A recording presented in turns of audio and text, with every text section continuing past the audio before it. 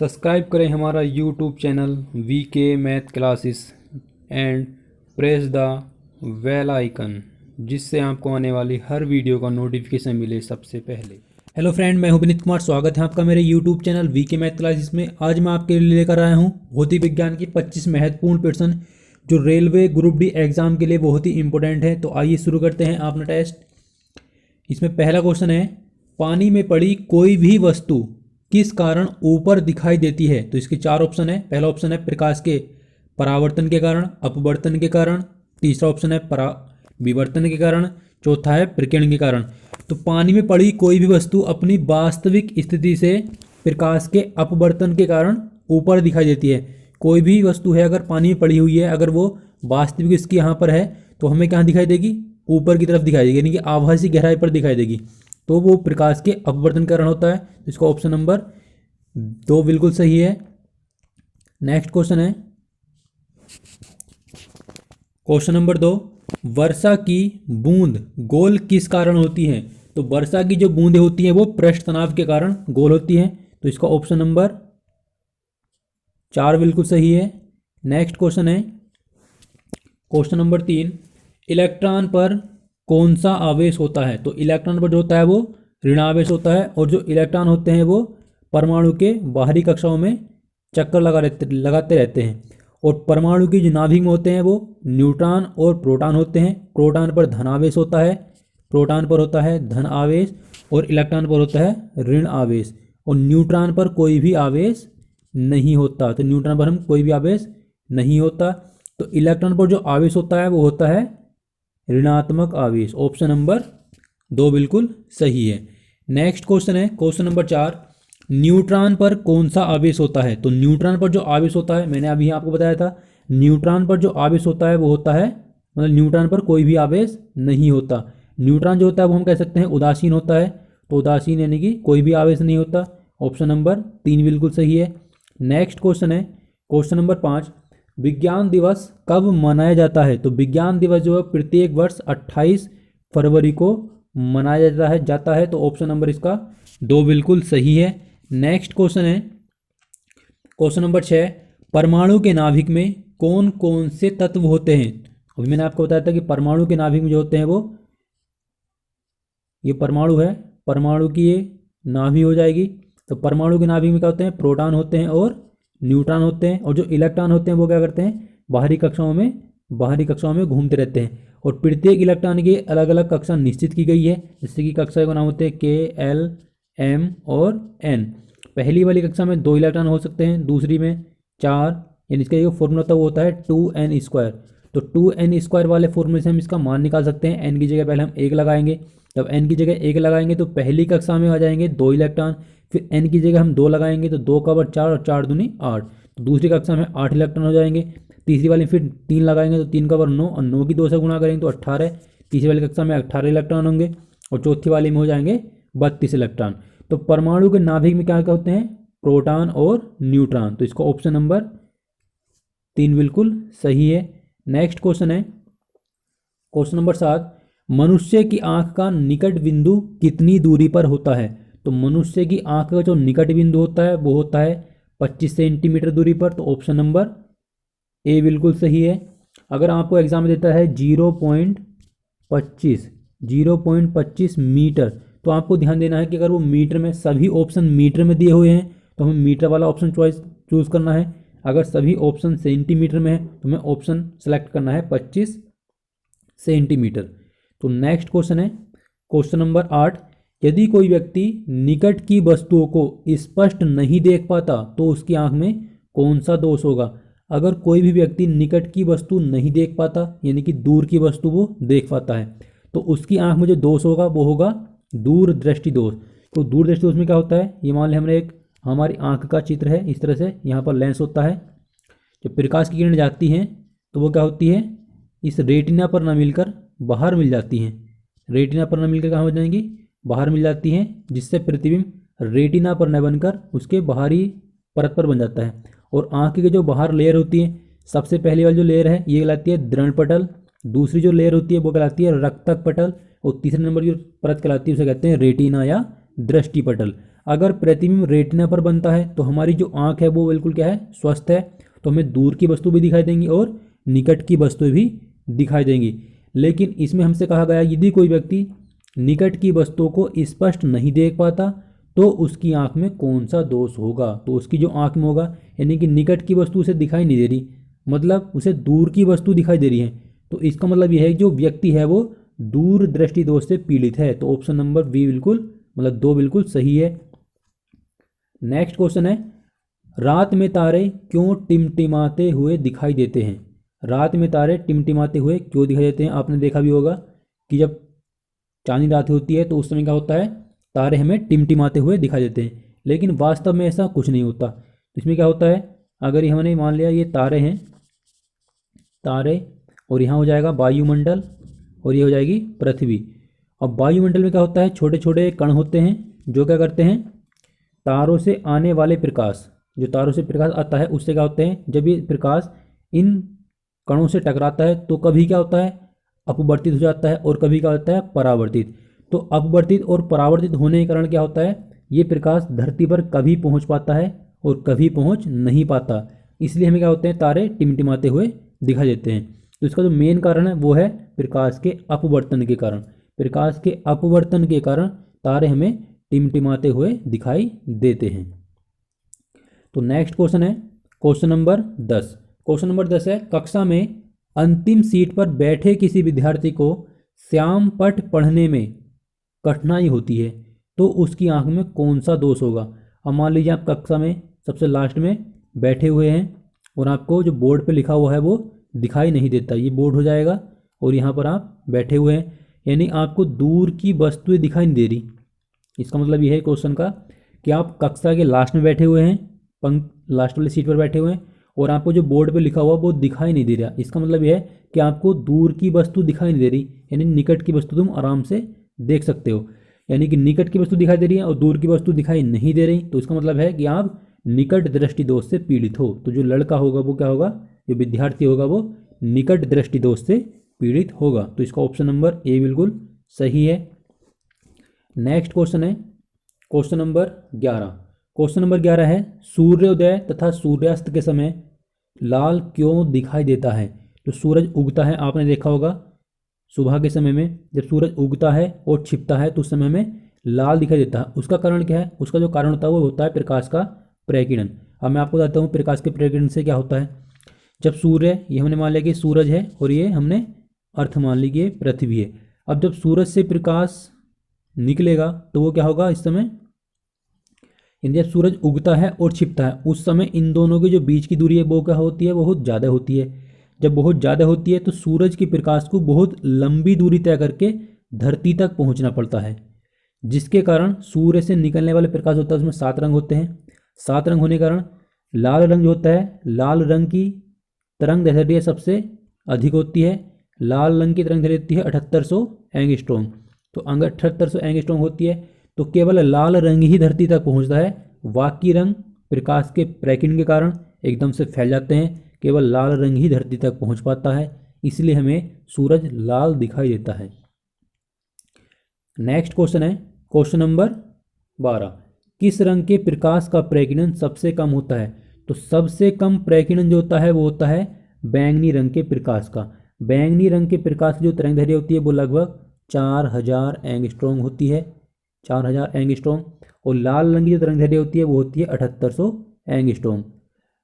इसकी तरंग दैर्ध्य कम होती है, इसलिए हमें सूरज, मतलब बैंगनी रंग के प्रकाश की तरंग दैर्ध्य सबसे कम होती है, इसलिए हमें आकाश का रंग नीला दिखाई देता है। उसका कारण क्या होता है, प्रकाश का प्रकीर्णन होता है। जब सूरज उगता है या छिपता है हमें लाल क्यों दिखाई देता है, उसका कारण क्या है, प्रकाश का प्रकीर्णन है, क्योंकि लाल रंग के प्रकाश का प्रकीर्णन सबसे कम होता है और बैंगनी रंग के प्रकाश का प्रकीर्णन सबसे अधिक होता है। तो जब सूरज का प्रकाश निकलता है तो उसमें क्या होता है, सूरज जब प्रकाश निकलता है तो बैंगनी रंग का प्रकीर्णन सबसे कम है, तो उसमें क्या होता है, प्रकीर्णन सबसे ज़्यादा होता है और तरंग दैर्ध्य सबसे कम होती है। तो बैंगनी रंग एकदम से फैल जाता है चारों तरफ और बाकी रंग जो है फैल नहीं पाते, इसलिए क्या होता है, आकाश नीला दिखाई देता है। अगला क्वेश्चन है क्वेश्चन नंबर 13। हीटर का तार कौन सी धातु का बना होता है। तो हीटर का जो तार होता है वो नाइक्रोम धातु का बना होता है। ऑप्शन नंबर 3 बिल्कुल सही है। नेक्स्ट क्वेश्चन है क्वेश्चन नंबर 14, बल्ब में कौन सी गैस भरी जाती है? तो बल्ब में जो गैस भरी जाती है वो भरी जाती है आर्गन भरेंगे या नाइट्रोजन भरेंगे। दोनों गैस हम एक साथ नहीं भरते, या तो हम आर्गन भरेंगे या फिर नाइट्रोजन भरेंगे। यही गैस एग्जाम में पूछ लेता है कि आर्गन और नाइट्रोजन गैस ही क्यों भरते हैं, इसके अलावा और गैस क्यों नहीं भरते? क्योंकि आर्गन और नाइट्रोजन जो गैस होती है वो क्या होती है, अकेरिया गैस होती है जो क्रिया नहीं करती है आपस में। अब जब आपने देखा होगा कि जब बल्ब फ्यूज होता है या फटता है तो वो ध्वनि उत्पन्न करता है, यानी कि आवाज़ उत्पन्न करता है। तो उसका कारण क्या होता है, जब आर्गन निकलेगी और वायु के संपर्क में आती है, यानी कि O2 के संपर्क में आती है आर्गन, तो क्या होता है, जब ये क्रिया करती है तो ध्वनि उत्पन्न कर लेती है। जब ध्वनि उत्पन्न करती है तो इसलिए हमें क्या होता है, बल्ब के फटने की आवाज़ सुनाई देती है। तो बल्ब में कौन सी गैस भरी जाती है, आर्गन या नाइट्रोजन। ऑप्शन नंबर 2 बिल्कुल सही है। नेक्स्ट क्वेश्चन है क्वेश्चन नंबर 15, हवाई जहाज की जो पंखुड़ी होती है वो किस सिद्धांत पर आधारित होती है? तो ऑप्शन है, इसका जो आंसर है वो ऑप्शन नंबर 3 बिल्कुल सही है, बर्नौली प्रमेय के सिद्धांत पर। तो बर्नौली प्रमेय का जो सिद्धांत होता है वो ये इस तरह से इसका डायग्राम बना होता है। एक तरफ चौड़ा हिस्सा होता है, एक तरफ इसका निचला हिस्सा होता है। तो जब इसके अंदर असंपीड्य द्रव प्रवाहित होता है तो उसमें क्या होता है, 3 गतिज ऊर्जाएं उत्पन्न होती हैं। एक तो होती है हमारे पास उसकी गति के कारण गतिज ऊर्जा, एक होती है उसकी स्थितिज ऊर्जा, स्थिति के कारण उत्पन्न होने वाली ऊर्जा, और एक होती है उसके प्रवाह के कारण उत्पन्न होने वाली ऊर्जा।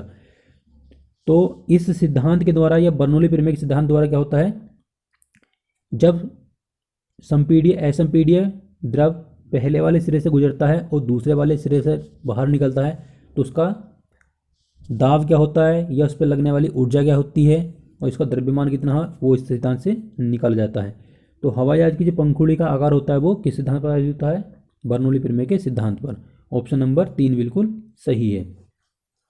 नेक्स्ट क्वेश्चन है, घरों में बहने वाली प्रत्यावर्ती धारा यानी कि AC जो करंट होता है जिसे हम बोलते हैं अल्टरनेटिव करंट, कितने साइकिल प्रति सेकंड लगाती है, कितनी साइकिल प्रति सेकंड का होता है? तो घरों में जो बहने वाला लाइट होती है वो होती है 40 नहीं 50 साइकिल प्रति सेकंड। ऑप्शन नंबर 2 बिल्कुल सही है। अब आपने सुना होगा कि बल्ब एक सेकंड में 100 बार जलते हैं और 100 बार बुझते हैं। ये आपने क्वेश्चन जरूर सुना होगा। उसका कारण क्या होता है, जो AC करंट होता है वो इस तरह से बहता है। तो इस वाले बिंदु पर क्या होता है, AC करंट का मान 0 होता है, यानी कि न्यूनतम होता है। और जब AC करंट यहाँ पर पहुँच जाता है इसके अधिकतम बिंदु पर तो वह क्या होता है, बल्ब जल जाता है। फिर अधिकतम जब न्यूनतम जाता है तो जाता है बुझ जाता है, यानी कि ये होता है हाफ साइकिल, जिसे बोलते हैं हाफ साइकिल, यानी कि आधा चक्कर। तो आधा चक्कर लगाने में आपको दिखाई दे रहा है कि बल्ब एक बार जला और एक बार बुझा, यानी बल्ब एक बार जला एक बार बुझा। फिर यही क्रिया इधर होनी है, इस तरह से यहाँ भी हो जाएगा, एक बार जलेगा और एक बार बुझेगा। तो ये मिलाकर क्या बन जाएगा, एक पूरा चक्कर बन जाएगा। जब पूरा चक्कर बन जाएगा तो यानी कि एक चक्कर लगाने में, यानी कि एक साइकिल पूरा करने में बल्ब 2 बार जलता है और 2 बार बुझता है। तो 50 साइकिल पूरी करने में क्या होगा, वो 100 बार जलेगा और 100 बार बुझेगा। तो घरों में जो बहने वाली प्रत्यावर्ती धारा होती है वो 1 सेकंड में 50 साइकिल यानी कि 50 चक्कर पूरे करती है। इसलिए हमें जो बल्ब होता है वो 100 बार जलता हुआ दिखाई देता है और 100 बार बुझता हुआ दिखाई देता है।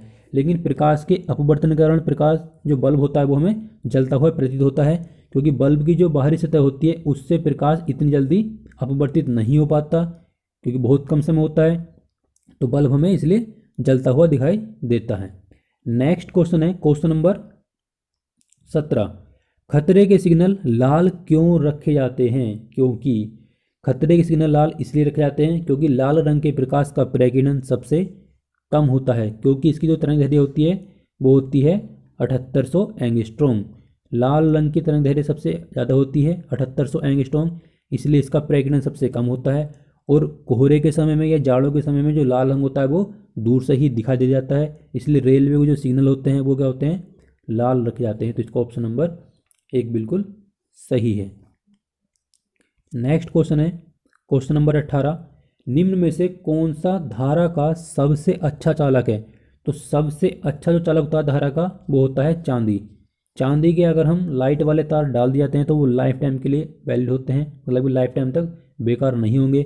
लेकिन चांदी जो होती है वो महंगी आती है, इसलिए चांदी के तार कोई लाइट में यूज़ नहीं करता है, कॉपर के या एल्यूमिनियम के तार यूज़ कर लेते हैं।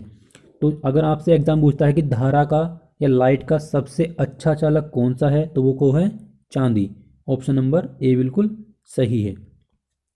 नेक्स्ट क्वेश्चन है, यदि किसी व्यक्ति को दूर की वस्तुएं तो स्पष्ट दिखाई देती हैं, यानी कि दूर की वस्तुएं स्पष्ट दिखाई दे रही हैं, लेकिन निकट की वस्तुएं स्पष्ट दिखाई नहीं देती, तो वह व्यक्ति कौन से दोष से पीड़ित है? यानी कि दूर की उसे वस्तुएं दिखाई दे रही हैं, निकट की वस्तुएं नहीं दिखाई दे रही। इसका मतलब यह है कि वो जो व्यक्ति है वो दूर दृष्टि दोष से पीड़ित है। दूर दृष्टि दोष से पीड़ित क्यों है, मैं आपको बता देता हूँ। क्योंकि दूर दृष्टि में जो प्रतिबिंब होता है वो रेटिना पर न बनकर आँख के बाहर बनता है। आँख के बाहर मतलब आँख से बाहर नहीं बनता। इसके आगे एक लेयर होती है रक्त पटल, उसके आगे होती है एक दृढ़ पटल। तो दृढ़ पटल जो होती है सबसे लास्ट वाली लेयर, वो क्या होती है? अपारदर्शी परत होती है और सफ़ेद रंग की परत होती है। इससे प्रकाश किरण आर पार नहीं निकल सकती। हो सकता है कि रक्त पटल से बाहर निकल जाए, लेकिन दृढ़ पटल से कभी भी बाहर नहीं निकलती। तो इसका जो ऑप्शन है वो ऑप्शन नंबर 2 बिल्कुल सही है। नेक्स्ट क्वेश्चन है क्वेश्चन नंबर 20, कौन से नेत्र के लिए या कौन से नेत्र दृष्टि दोष के लिए द्विफोक्सी लेंस का प्रयोग करेंगे? यानी कि इनमें से कौन सा ऐसा दोष है जिसके लिए हम द्विफोक्सी लेंस का प्रयोग करते हैं? तो अगर हमारी आंख में या किसी व्यक्ति की आंख में निकट दृष्टि दोष है तो हम यूज़ करते हैं अवतल लेंस। अवतल लेंस का यूज़ करेंगे। अगर किसी व्यक्ति की आंख में दूर दृष्टि दोष है तो हम यूज़ करेंगे उत्तल लेंस। अगर किसी व्यक्ति की आंख में जरा दूर दृष्टि दोष है तो हम यूज़ करते हैं द्विफोक्सी लेंस। द्विफोक्सी लेंस का प्रयोग करेंगे। तो जरा दूर दृष्टि दोष के लिए हम क्या करते हैं? द्विफोक्सी लेंस का प्रयोग करते हैं। तो इसका ऑप्शन नंबर 3 बिल्कुल सही है। नेक्स्ट क्वेश्चन है, सूर्य का प्रकाश या सूर्य की प्रकाश किरणें किस माध्यम द्वारा पृथ्वी तक पहुंचती हैं? तो किस माध्यम द्वारा पृथ्वी तक पहुंचती हैं? इसका जो ऑप्शन है वो ऑप्शन नंबर ए बिल्कुल सही है। सूरज की जो प्रकाश किरणें आती हैं वो विकिरण के द्वारा पृथ्वी तक पहुंचती हैं। ये पृथ्वी हो जाएगी, ये सूरज हो जाएगा। तो सूरज से जो प्रकाश किरणें निकलेंगी वो कहाँ निकलेंगी? विकिरण के द्वारा पृथ्वी तक पहुंचती है। अब चालन किसे कहते हैं, संवहन किसे कहते हैं, मैं आपको समझा देता हूँ। तो चालन किसे कहते हैं? चालन हम कहते हैं अगर कोई धातु की छड़ है, अगर हम इसका एक सिरा गर्म करते हैं और दूसरे सिरे को हम अपने हाथ से पकड़ते हैं तो हाथ में जो पकड़ा हुआ सिरा है वो भी कुछ समय बाद क्या हो जाता है? गर्म हो जाता है। तो वो क्रिया कहलाती है चालन। अब संवहन किसे कहते हैं? अगर आपने किसी फ्लास्क में या किसी बर्तन में पानी गर्म करते हो तो उसमें क्या होता है? जो नीचे वाला पानी होता है वो क्या होता है? गर्म होकर ऊपर जाने लगता है, और ऊपर वाला जो पानी होता है वो नीचे आने लगता है। यानी कि ये क्रियाएं इस बर्तन में इस तरह से घूमती रहती हैं। तो इसकी क्या कहलाती है? संवहन द्वारा। यानी कि पानी जो गर्म होता है वो संवहन संवहन द्वारा गर्म होता है। और जो धातु होती है, धातु की प्लेट को अगर हम गर्म करते हैं या धातु को छड़ को हम गर्म करते हैं तो वो चालन द्वारा क्या होती है? गर्म हो जाती है। तो सूरज का प्रकाश है वो धरती पर विकिरण माध्यम द्वारा, विकिरण के द्वारा पृथ्वी तक पहुँचता है। तो इसका ऑप्शन नंबर 1 बिल्कुल सही है। नेक्स्ट क्वेश्चन है क्वेश्चन नंबर 22, चालक तार में इलेक्ट्रॉन कौन से वेग से गति करते हैं? यानी कि चालक तार होता है उसमें क्या होते हैं? इलेक्ट्रॉन बहते हैं। जिस भी तार में इलेक्ट्रॉनों की संख्या अधिक होती है उसमें उतनी ही अच्छी धारा बहती है। जैसे कि चांदी, मैंने आपको बताया था कि चांदी जो है वो धारा का सबसे अच्छा कंडक्टर है या सबसे अच्छा चालक है। तो अगर मान लो धारा इस दिशा में बह रही है तो जो इलेक्ट्रॉन होंगे वो कहाँ बहेंगे? उसके विपरीत दिशा में। अब इसमें क्वेश्चन पूछा जाएगा कि चालक तार में इलेक्ट्रॉन कौन से वेग से बहते हैं यानी गति करते हैं? तो उसका जो आंसर है वो है अनुगमन वेग। अनुगमन वेग को लिखते हैं हम वी डी से इसको रिप्रेजेंट करते हैं। तो इसका ऑप्शन नंबर 3 बिल्कुल सही है। नेक्स्ट क्वेश्चन है क्वेश्चन नंबर 23, यदि किसी चालक तार में धारा बिंदु ए से बिंदु बी की तरफ बह रही है तो इलेक्ट्रॉन किस दिशा में प्रवाहित होंगे? अभी मैंने आपको बताया था इलेक्ट्रॉन धारा के विपरीत दिशा में बहते हैं। अगर मान लो ये ए पॉइंट है और ये पॉइंट क्या है? बी। धारा अगर इधर जाएगी तो जो इलेक्ट्रॉन है वो किधर जाएंगे? बी से ए की तरफ। ये बी से ए की तरफ को इलेक्ट्रॉन बहेंगे। यानी कि इसका ऑप्शन नंबर ए बिल्कुल सही है, बी से ए की तरफ। नेक्स्ट क्वेश्चन है क्वेश्चन नंबर 24, प्रथम परमाणु मॉडल किसने प्रस्तुत किया? तो प्रथम मॉडल परमाणु जो था वो रदरफोर्ड ने प्रस्तुत किया था। लेकिन रदरफोर्ड ने प्रस्तुत जो मॉडल किया था उसमें रदरफोर्ड ने बताया था कि जो इलेक्ट्रॉन होता है वो क्या होता है, एक धातु का गोला होता है जिसमें क्या होते हैं इलेक्ट्रॉन कुछ इस टाइप से होते हैं, जैसे कि